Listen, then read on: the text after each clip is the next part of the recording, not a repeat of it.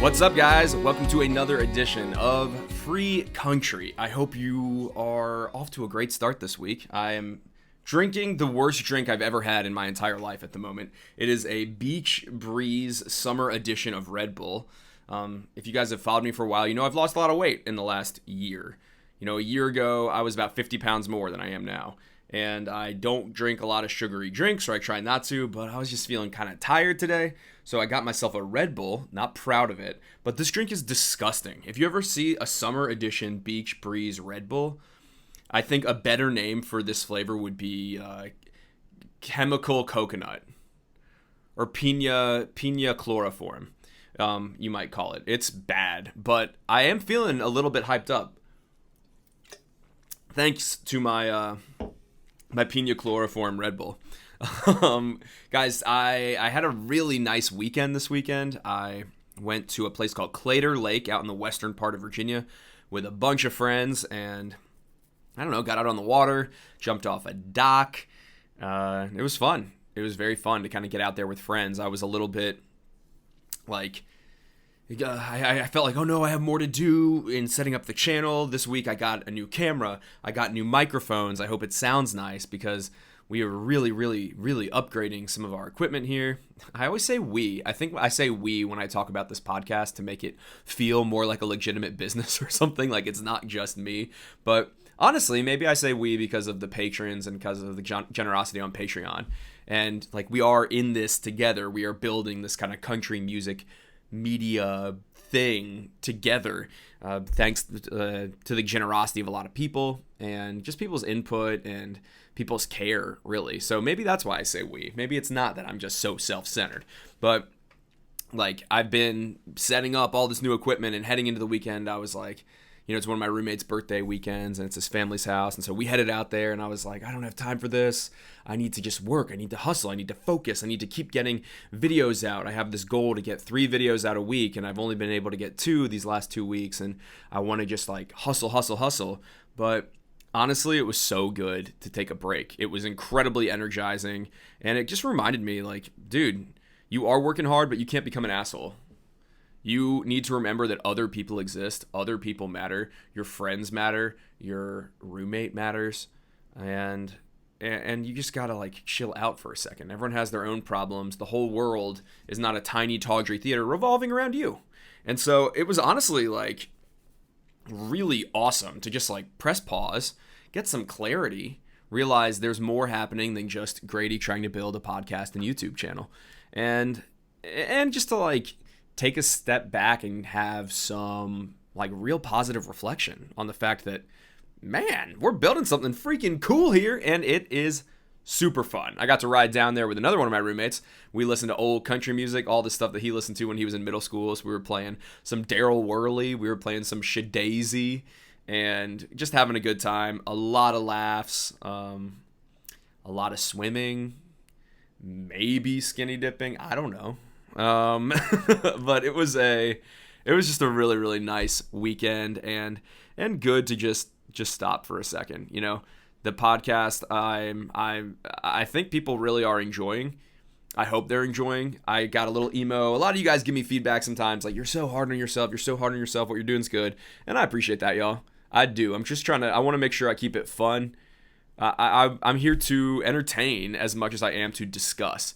And some people are like, Grady, you're too hard on yourself. Grady, you know, you need to talk more about the music. Not many people say that, actually. Everyone's been like super open to me discussing how I'm feeling, but I want to keep it focused on the music. And obviously, shades of how I'm doing are going to come through in that. And look, it's my first try. It's my first try at this whole being an internet personality thing. And so I think a lot of this year has just been me adjusting to suddenly having a lot more voices weighing in on my life than I'm used to.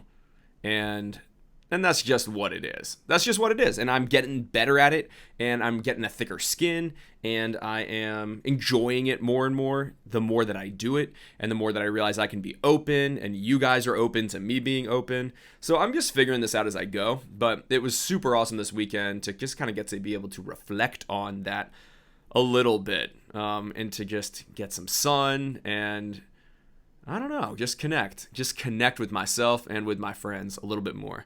That was awesome, and just to get a lot of sleep. than to get some rest. And somehow, when you get rest and you're even more tired and you end up drinking a horrible Red Bull, that's kind of where we're at.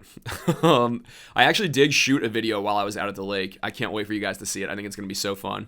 We're going to call it Hot Takes, and it's with one of my best friends here in town named Hugh, whose name creates all kinds of miscommunications. I'm like, oh, I went with Hugh to Chipotle. And my friends will be like, no, you didn't. I didn't go with you to Chipotle. I went with Hugh. Anyway, I call him Hot Take Hugh because he loves a hot take, and we shot a video together, and it's going to be good. I asked on Twitter and Instagram for some hot takes, some grand overstatements, and some, of your most controversial opinions, and people provided them en masse. And we kind of went over some of the more common ones, and I'm excited for people to see that video. And I like Hugh because I think he's like, I talked about him. We were driving back today, and I was telling him, I'm really drawn at this stage of my life right now to people that I call windshield people. And I think, like, I heard someone say once that you can't drive just looking in your rearview mirror. Your windshield should be bigger than your rearview mirror. And I think, like, maybe because Charlottesville is such an intellectual town, I'm a little bit of an intellectual person. I've tended in the last few years to obsess over my rearview mirror. To be like, who was I? Why am I the way that I am? Where did all my problems come from? And just kind of look and mind my past. And I think that's important. I think I didn't know how to do that before I lived here, before I got to my late 20s. And I was finding myself really at odds with myself and how I was feeling. And I needed to kind of unpack some stuff. At the same time, I'm really drawn to people right now that encourage the hustle, that want me to look through my windshield and say, where are you going, man? Let's dream a little bit.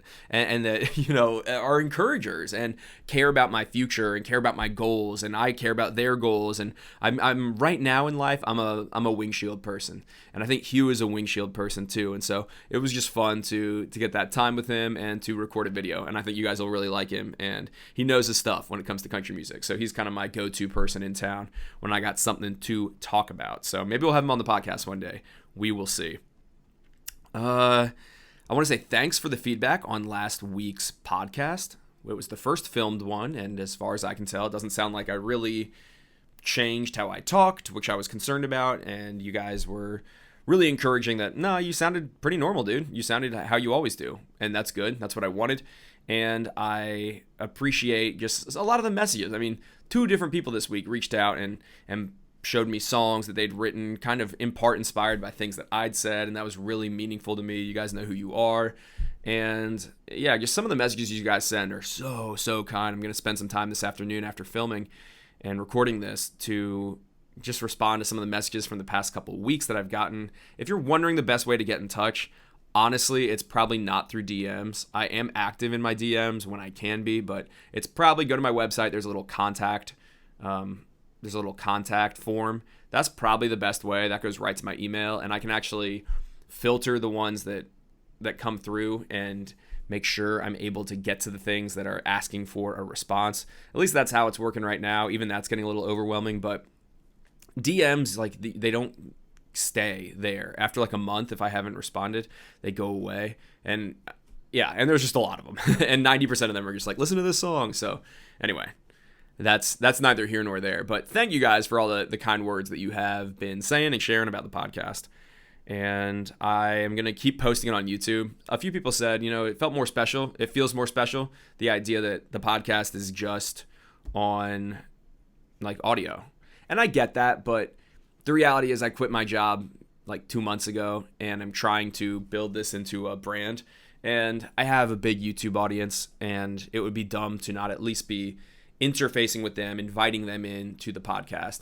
Now, how I think it's going to work, this is just kind of a maintenance thing, is audio will, like, for the audio version of the podcast, I think that's where I'll still be able to put music clips in. But for YouTube, I'm not going to be putting any of the music clips in just because it's so prone to get claimed by Content ID, even though what I think I'm doing is fair use, and I would argue that it is legally allowed. YouTube system is a little bit different than that, and I just don't want to risk it. I don't want to piss people off, and we'll see. Maybe even the audio version, that will be a problem one day, but right now it's not, and so I'll still put the little audio clips into the podcast until someone tells me not to.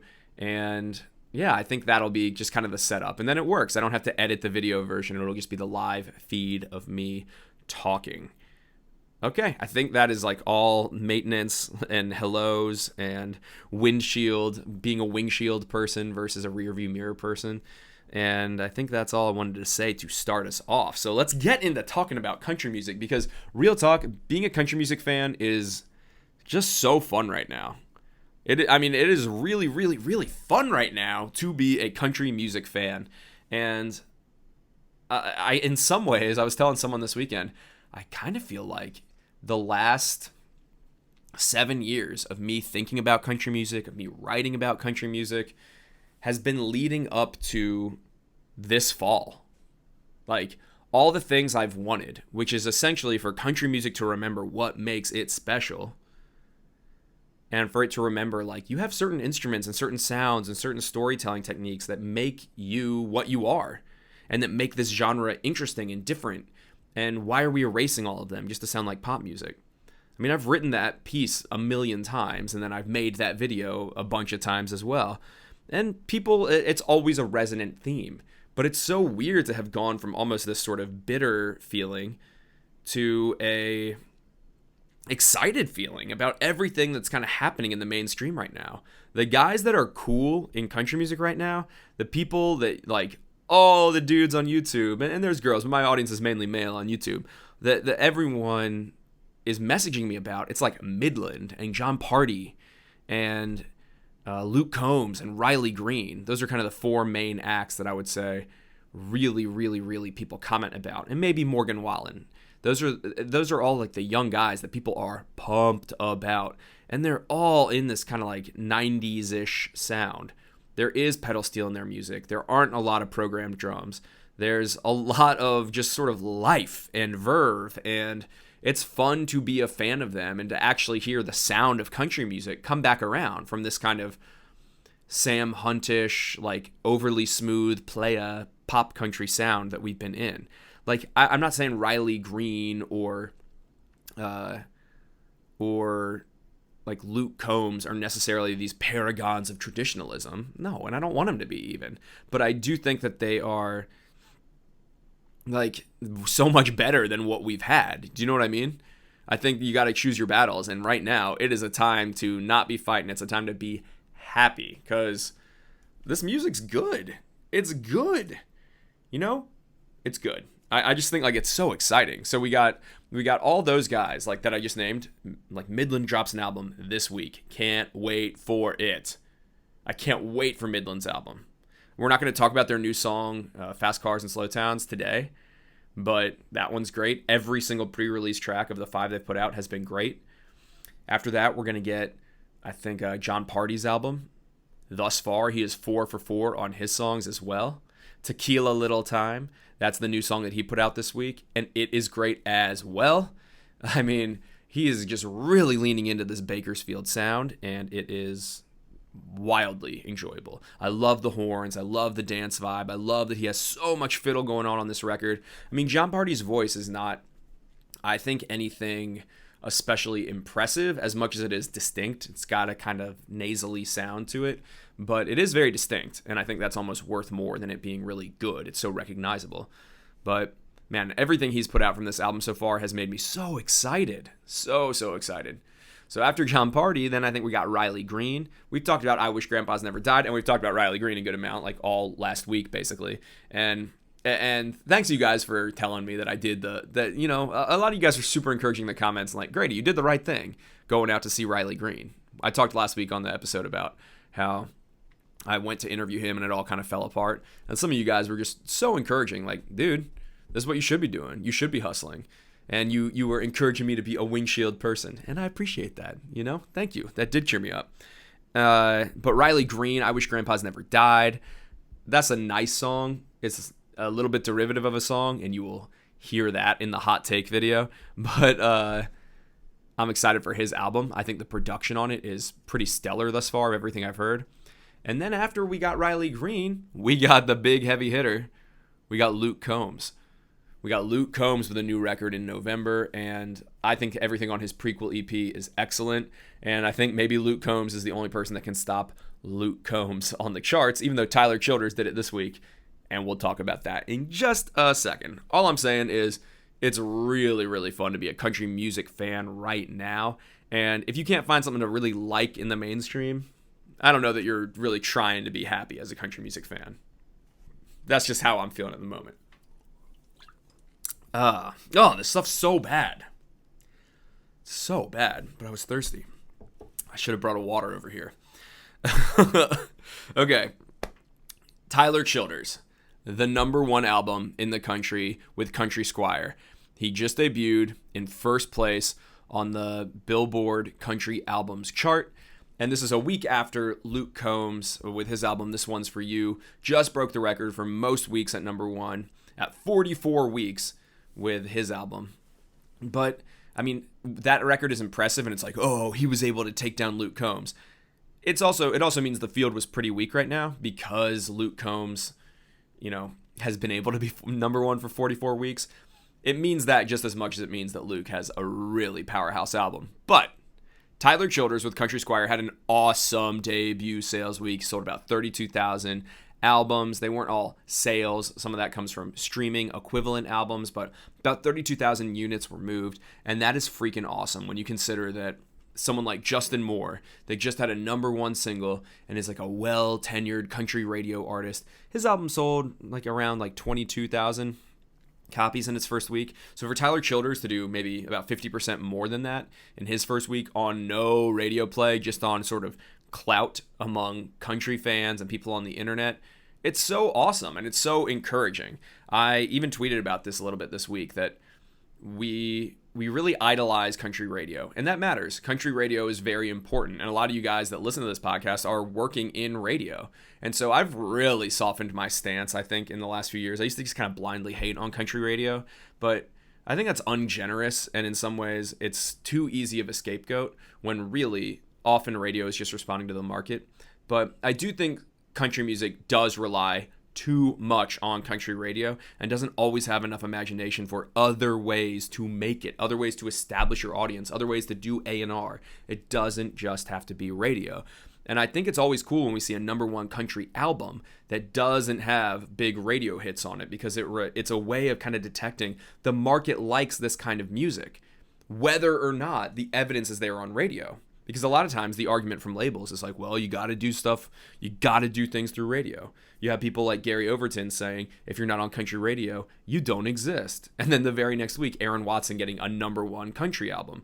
And it's like, well, he's not on radio, or at the time he wasn't, and he definitely exists. Same was true with Pistol Annie's last year. Same is true whenever Aaron Lewis drops a record. Same is true even Jesse James Decker, who is like a reality star, or even Casey Musgraves, who barely gets any radio play, even if she's winning Album of the Year at the Grammys. It's cool when you see people able to figure out how to have a big radio, or how to have a big selling album without radio. There's other ways to develop your audience. And with Tyler, man, it's just pure passion that's driving him. I mean, now he's certainly got a more developed kind of vibe, and the Sturgill kind of coronation of him as this cool outlaw has not hurt. Joe Rogan posting about him and saying that Country Squire was amazing does not hurt. He's got this kind of, I don't know, this like, how would I describe it? It's like the male podcast nation of kind of like cool alt dudes love Tyler Childers. I don't know how you would describe that strategy. It's kind of outlaw, I guess, because it's so non-traditional media, but that's really who is driving his fan base. And Country Squire is a really good album. That also helps, Let's not forget the music in this whole discussion. Country Squire is a really good album. All Yourn is a great song. Housefire is a great song. And those are the kind of two big pre-release tracks. They got a lot of attention. And I really do think this is going to be kind of his star-making album. Now he's got the high and tight haircut, and he's ready for the big leagues, So I think it's just cool. It made me really excited to see Tyler Childers. be at number 1 on the album chart. And it made me laugh that even All Yoren, I think it made the Hot Country Songs chart this week. It was like number 46. And on the Billboard page, it didn't even have an album cover for it. That made me laugh kind of hard. Made me feel like, oh, this really is a surprise for a lot of people in the industry. So I thought that was cool to see, and I'm sure we're all excited about it. Go Tyler. Go Tyler. Although, guys, can you watch that All Yoren video where he's like drugging out? It hurts my head. I honestly can't watch that video. It like literally just gives me a headache. So I've only watched it once all the way through, and I was like, ugh, too much bendy motion for me. That's how I felt watching Fear and Loathing in Las Vegas as well. I can't do it. It makes me feel sick. Anytime in life I ever get dizzy, I hate it. Like the few times I've drank enough to get to a point of dizziness, that's very rough. Oh, speaking of drinks, what I was going to say is, gosh, I got to stop interrupting myself. The few times I've drank enough in life to get dizzy, I will not touch alcohol for weeks at a time. Now, speaking of drinking too much, I'm going to go off camera for 1 second. We got Justin Moore's label sent me these Late Nights and Long Necks Nashville IPA Big Machine beers. I mean, it's sort of ridiculous. But if ever there were promo that makes sense for an album, it is Justin Moore having his own I don't think it should be an IPA, personally. I think it should be like a golden ale or something really generic. Nashville IPA does not feel in the spirit of Justin Moore's Late Nights and Long Necks, but having a beer for an album almost exclusively about alcohol, and we discussed that a few weeks ago when I was saying I think Justin Moore needs a counselor. This makes sense as promo. It makes sense as promo, and I bet it tastes better than this horrible coconut chemical drink that I'm drinking now. But it's okay. We got to move on. I got to get over it. It is giving me energy, so thank you. I got to have some gratitude for it. Another guy that is kind of in the outlaw scene, Tyler Childers, like Tyler Childers, is Cody Jinx. Cody Jinx, I love Cody. I actually was inspired to listen to Cody Jinx by The Rock. And The Rock always would post about him, and The Rock has good country taste. We got The Rock supporting Cody Jinx. And who is it? Is it like John Cena? No, it's Who's it supporting? Jason Momoa. Jason Momoa loves Coulter Wall, which I find really amusing. I think that band Gone West should try and get Jason Momoa on their side too, because they got a Hawaiian in the band. And so Jason Momoa, maybe that would be a good promotional tool for Gone West. That's Colby Calais' band. They should try that. But I found out about Cody Jinx from The Rock, because The Rock has like old school country taste.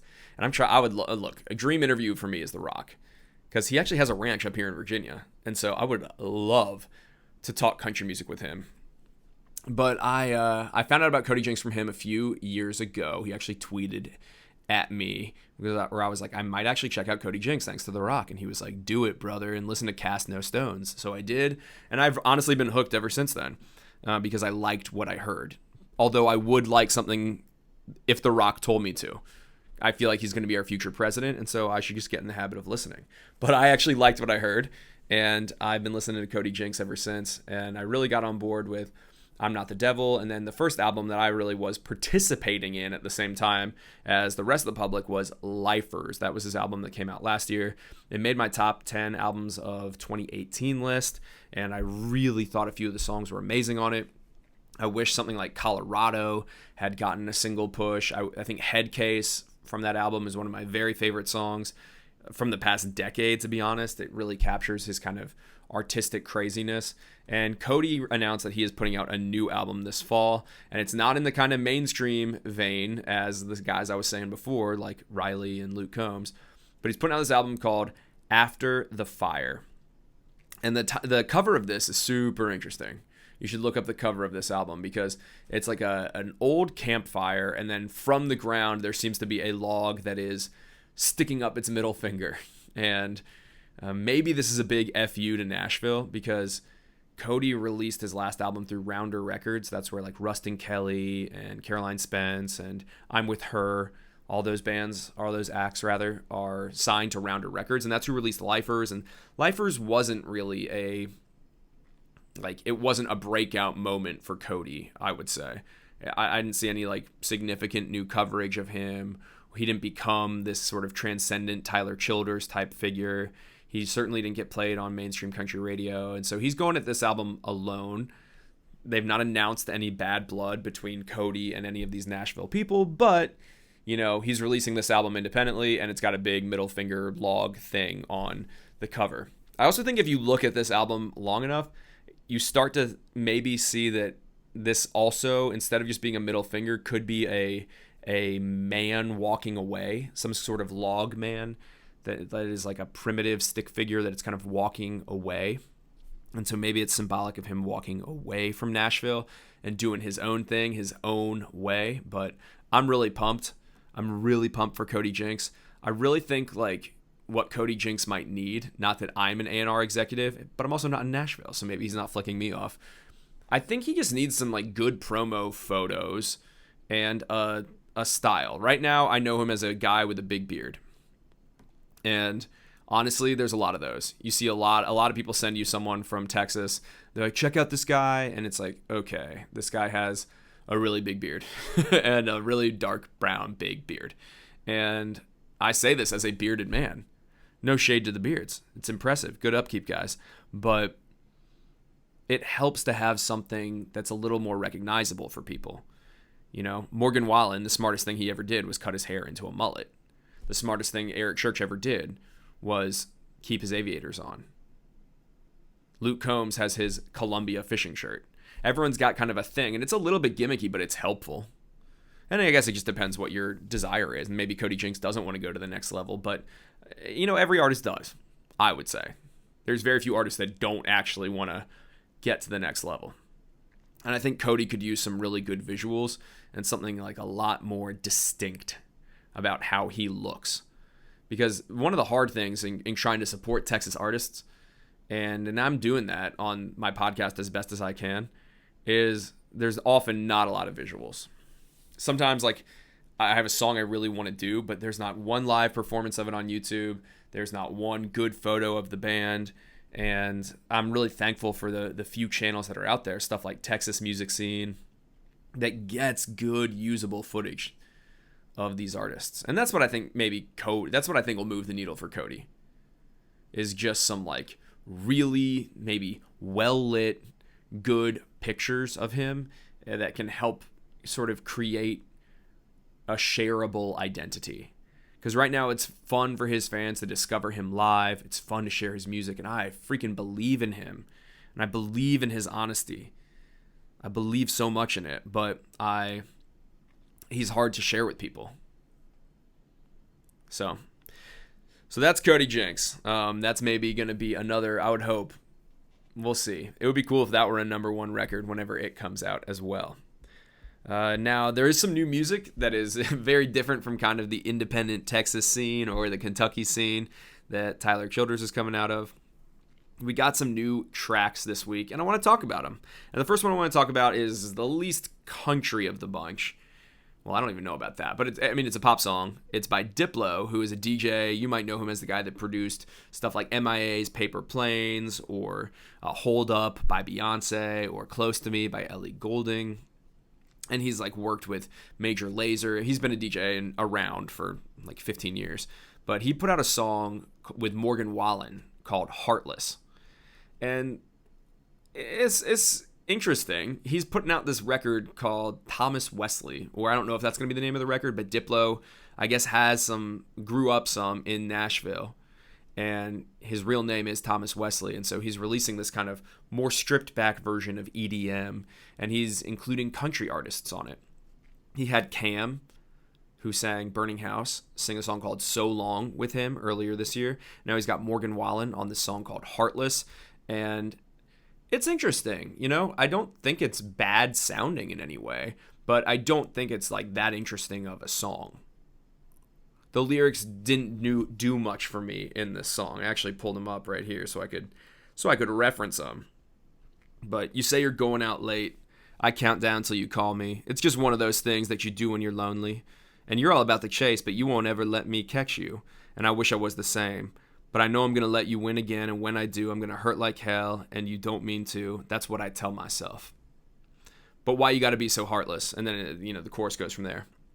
I think what I'll say about this song is, lyrically, I don't think there's much imagery in the song. It's a lot of describing how he's feeling.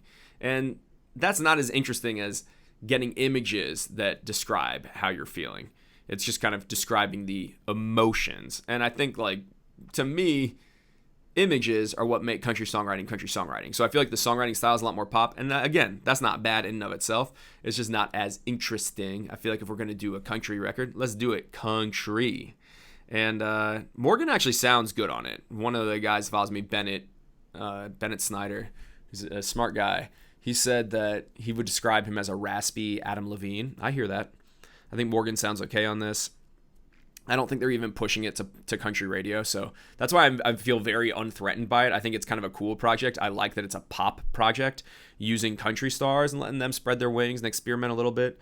That doesn't bother me. I think it's just when we try to pass stuff off as this is no different than what country music always sounds like. That's when people get annoyed with the thoughtlessness of it all. But when you're making a pop project and you're working with a DJ, I don't think anyone has a problem with it. It's, I just think we got to categorize stuff right. So this song just is here. I think rhythmically, the delivery is really where it shines. The whole second verse where he's going through the days of the week and you get this really cool cadence. That's really where you can feel Diplo's talent. And that is different than country. I don't know that country music is all about this sort of rhythmic cadence that this song has. So I thought that was kind of cool, actually. And I did like that part of the song, but it's fine. I don't know. I think it's a little bit dime a dozen as far as pop songs go. Now, to a song that I think is calling itself country and is kind of an atrocity, let's talk about Blake Shelton's new song, Hell Right, which features Trace Adkins. This song's a disaster. It's so bad. It's so bad. And I loved God's Country. I was rooting for Blake so much because he came back with this cool gothic single. Is God's Country a perfect song? No. But Blake Shelton was as edgy as, I don't know, like a Fisher-Price hammer, which is to say, not edgy. He was as edgy as, Gary Laveau from Rascal Flatts midsection, which is to say, not edgy. That's mean. That's mean. I've read too much Farce the Music over the years. I meant to. He does the awkward Gary Laveau photo of the week. Anyway, I think God's Country it was edgy. It was interesting. It was different. He was putting out some kind of dark gothic sound, and I just was impressed that he was taking a chance. But then we go to Hell Right, and I suppose it's taking a chance in its own right, but it's so bad. It sounds horrible. There's a cricket chirp in the beat, which just couldn't be more annoying. It is kind of talk rapped all throughout it, and then the chorus is just repeating hell right, everybody throwing down on a Friday night, hell right, and you're just like, hell right isn't even a phrase. It's hell wrong. There's the headline. There's the obvious headline. Maybe that's the name of this podcast, Hell Wrong. But it's just very juvenile. It feels like a complete revert back to this kind of stupid, cheap Boys Around Here kind of sound. And look, Boys Around Here was one of his biggest songs, but this just sucks. It sucks. Blake, we were rooting for you. We were all rooting for you. Trace Adkins is basically a non-factor on the song. The most interesting part of the song definitely comes in one of the verses when they say, a couple girls with their boots on, got their Bluetooth on, t-shirts saying go Sooners. So there's Blake with his Oklahoma shout out. And then a girl from the small town took off the old town, put on a little Hank Jr., thank God. So it's taking a swipe at Old Town Road. It's saying some small town girl took off Old Town and put on Hank Jr., and then you hear Blake say, thank God. Now, this has caused a little bit of a squabble online. Lil Nas X tweeted some article about this and said, this doesn't slap like Old Town Road, which it doesn't. And I think it's pretty audacious in a song where you're basically talk rapping to kind of bash Old Town Road. But it did make me chuckle. I mean, I thought it was bold, but then Blake was like, this had nothing to do with it being Old Town Road. We were just choosing a song that was getting a lot of airplay. And I'm like, yeah, right. You don't invoke the country cred card and the small town girl putting on Hank Jr. to in the same sentence that you're, saying take off Old Town. It's very much intentional. What's interesting though is like I don't know that it would be the girl from the small town putting on Hank. I feel like it would be like the hipster that's like, this is not. It would be people like me, to be honest, that are like, Old Town Road isn't country music. I think a lot of people that maybe think too much for their own good are the people that would be turning off Old Town Road. A lot of people that just, don't think about music so critically. They're happy with it. They're happy to hear Old Town Road. They don't care so much about genre distinctions. But I've said many times, and I would still say, I think they are important. So even though I agree with that line, I think hell right is hell wrong. I think it's really, really bad. We've already talked about 2 other songs that came out this week. We talked about Midland's new one that I enjoy, and we talked about Tequila Little Time by Jon Pardi. That song is so good.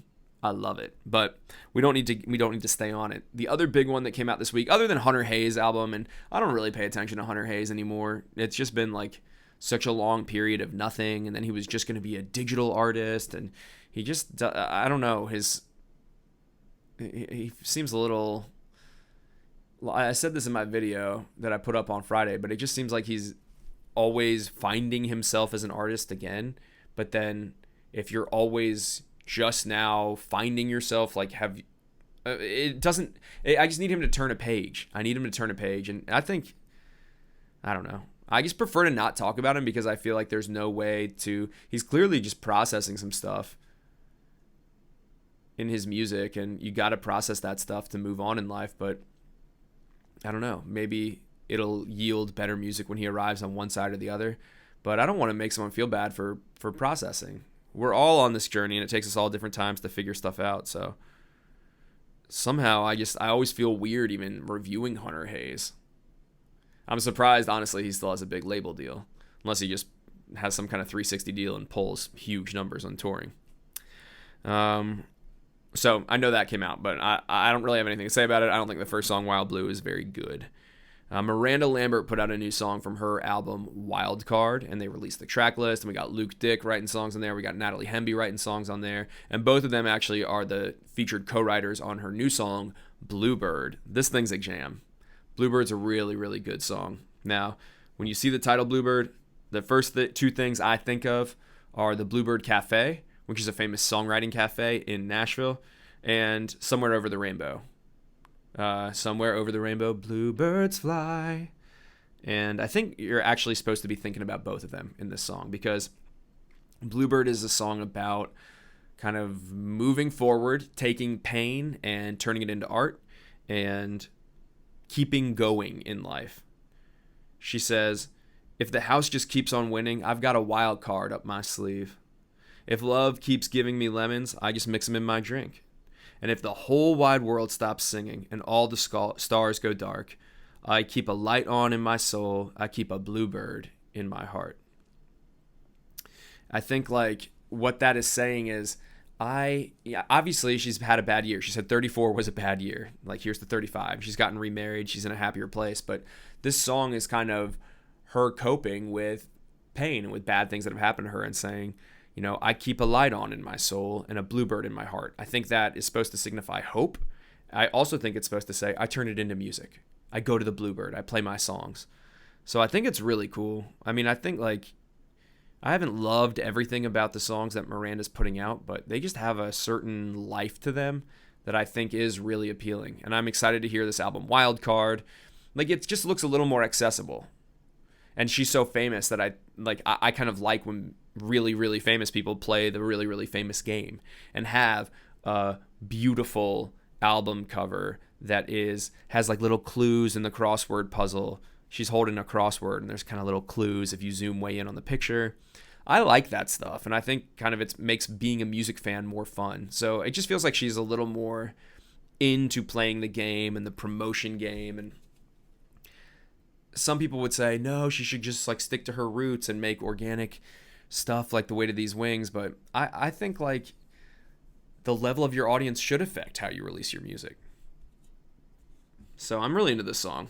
I'm really excited to hear Miranda's new record. That's another one that I'd add to the list of blockbuster albums we're getting this fall. And I think it's just a beautiful sound. It's a nice acoustic sound. And speaking of nice acoustic sounds, the last song I want to talk about this week is,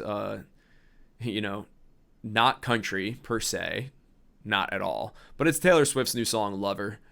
This is by far the best thing that Taylor has put out from her new record, Lover, which I guess comes out in like a week or two as well.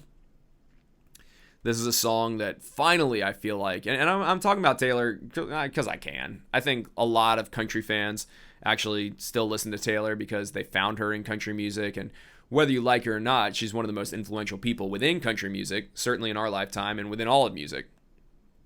And it is cool to see a real songwriter, like a real songwriter that knows how to write a hook, that knows how to write a cool lyric, that likes wordplay, be such a revered success. But she put out the song Lover, and it is exciting to me because it sounds awesome. A lot of people have compared it to Mazzy Star. I would compare it maybe to the Smiths. Please Let Me Get What I Want. Some people have said it sounds like Sheryl Crow, but it has Taylor kind of dropping this whole pop diva, like Max Martin big sound, and going to something that's much more reminiscent of like Red or Speak Now. And it's really her fawning over her lover, over her man. I would fully predict they're going to drop some kind of like grainy wedding ceremony music video. I bet this is my prediction. I bet the night before the album drops, they drop a video where she is getting married and it's already happened and it's like in a garden or something. This is what I think is going to happen. And because I think the album promo hasn't gone very well thus far. Maybe she wants to get some more attention on this album because Taylor doesn't like to open small. She definitely plays the game, much like I was saying Miranda does. But I think Lover's an excellent track. From the very first lines, we get images of Christmas lights up and we can leave them. We can leave them because it's our apartment. It's our place. She's protecting this little relationship and the home that they have together. And then we get all these awesome lines throughout it where the bridge is my favorite part. You get a wedding ceremony sort of painted. Ladies and gentlemen, will you please stand? She says, my heart's been borrowed. Yours has been blue. What a good line. So it's almost like you got the keepsakes of the wedding that you need to have there. And then the romance of it. It's going to be a really good first dance at a wedding. And I'm just happy because I feel like Taylor has really needed to move past the reputation narrative of obsessing over her reputation. And on the last two songs we've heard, The Archer and You Need to Calm Down, I'm like, you got to get over this whole thing where how you're perceived by the media is the only thing you can think about. And I say that as the most sensitive person in the world that is obsessed with my image and what people are saying about me and can't get over it if people are mad at me. I get it, Taylor. But I've been like, man, it's kind of helped me understand myself a little bit where I'm like, man, if I'm perceiving Taylor Swift as annoying, then I must really be annoying some other people with how much I obsess over my reputation. So anyway, it's just cool to hear her fawning over somebody else and to hear her love-struck and bashful. It made me really, really excited to feel like emotionally she's able to move on from that narrative. And look, it's fun to be a fan of Taylor Swift. If you're one of these people listening, like, why are you talking about her? You know, I think it's fun there's so few opportunities that we have to really talk about huge artists and all participate in the same thing together and talk about music. This is how I make friends. This is how I talk. It's how I understand the world. This is my hobby. And there's so few opportunities that we even have anymore for everyone to be talking about the same thing. And so when Taylor Swift drops a record, it's an event. And that means I'm going to be able to talk to my friend that I see at church. It means I'm going to be able to talk to a coworker. You know, when I worked in a restaurant, they're probably going to listen to Taylor Swift too. Even maybe my little sister, or even maybe my mom. It's kind of a common thing to talk about. And so I think it's fun to lean in and try and understand why is she as popular as she is. So anyway, I love Lover. What a good song. What a good song. If this is a sign of things to come for Taylor, I'm excited. I'm excited. And maybe it's a long road back to pop country music. Or maybe she's just happy in pop. I will always have respect for Taylor, having said, I'm going full-on pop. But guys, that's it. That's it for me. My windshield for the rest of the day has me editing this, getting it scheduled, responding to messages, and then we got a fun week ahead. I got a top 10 list of my favorite songs by a particular artist that should drop Friday. Hot takes should drop Wednesday, and then some more videos coming down the pipeline. And I know I need to work a little bit on creating better Patreon tiers, and I know I need to update the Spotify playlist, and I need to do a few other things, some housekeeping. But we're getting there. And things are going good. I am still in a great mood at the end of this podcast, and that's awesome. I'm trying to figure out if I can set up some kind of voicemail for you guys to be able to maybe call in or something. But just be patient. I love you guys. I hope you have an awesome start to your week. And let's just see what's coming down the pipeline country music-wise in the weeks to come. Okay, goodbye, my friends.